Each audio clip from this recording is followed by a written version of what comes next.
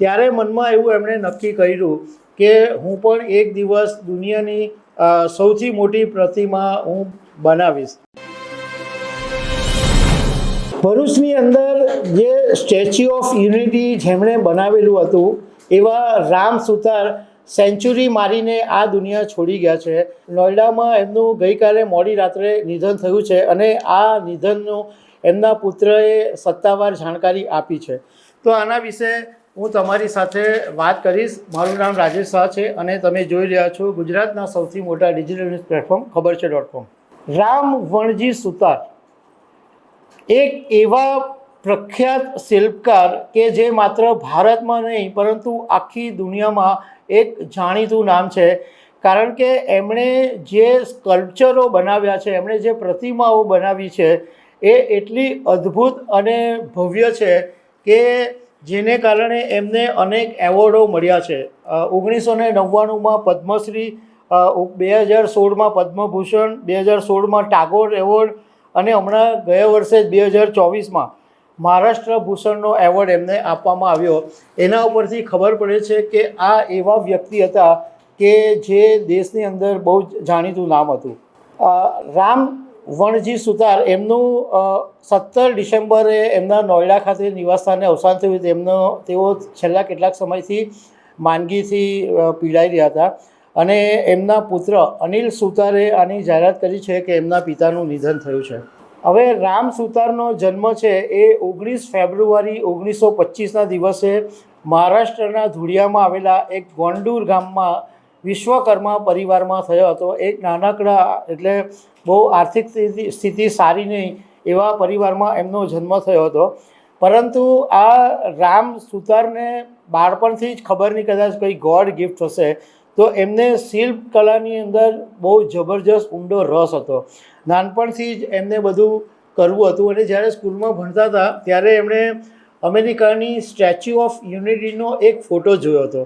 ત્યારે મનમાં એવું એમણે નક્કી કર્યું કે હું પણ એક દિવસ દુનિયાની સૌથી મોટી પ્રતિમા હું બનાવીશ. તેઓ મુંબઈની સર જે સ્કૂલ ઓફ આર્ટમાંથી એમણે શિક્ષણ લીધું અને ગોલ્ડ મેડલ બી મેળવ્યા. અને એમના જે પુત્ર છે અનિલ સુતાર, એ પણ ભારતના બહુ જ જાણીતા શિલ્પકાર છે અને અયોધ્યાની અંદર ભગવાન રામની જે 251 મીટર ઊંચી પ્રતિમા છે એની ઉપર અનિલ સુતાર કામ કરી રહ્યા છે. રામ સુતારે અત્યાર સુધીમાં 200થી વધારે પ્રતિમા બનાવી છે. પરંતુ જે નર્મદા નદીના કિનારે સ્ટેચ્યુ ઓફ યુનિટી બન્યું છે એ એમની સૌથી મોટી ઓળખ છે અને 240 મીટર આ ઊંચર છે, જેનું પ્રધાનમંત્રી નરેન્દ્ર મોદીએ ઉદ્ઘાટન કર્યું હતું. એમની જે કંપની છે રામ સુતાર ફાઇન આર્ટ્સ, એ દુનિયાભરમાં શિલ્પ નિર્માણ માટેની સૌથી મોટી કંપની છે. હવે એમનું જે યોગદાન છે, એટલે એમણે જે બીજું બધું જે કામ કર્યું છે એમાં દિલ્હીના સંસદ ભવનની અંદર ધ્યાન મુદ્રામાં મહાત્મા ગાંધીની પ્રતિમા છે એ રામ સુતારે બનાવેલી છે. ઘોડા પર સવાર છત્રપતિ શિવાજી મહારાજની પ્રતિમા પણ રામ સુતારે બનાવેલી છે. બેંગ્લોર એરપોર્ટ ઉપર 108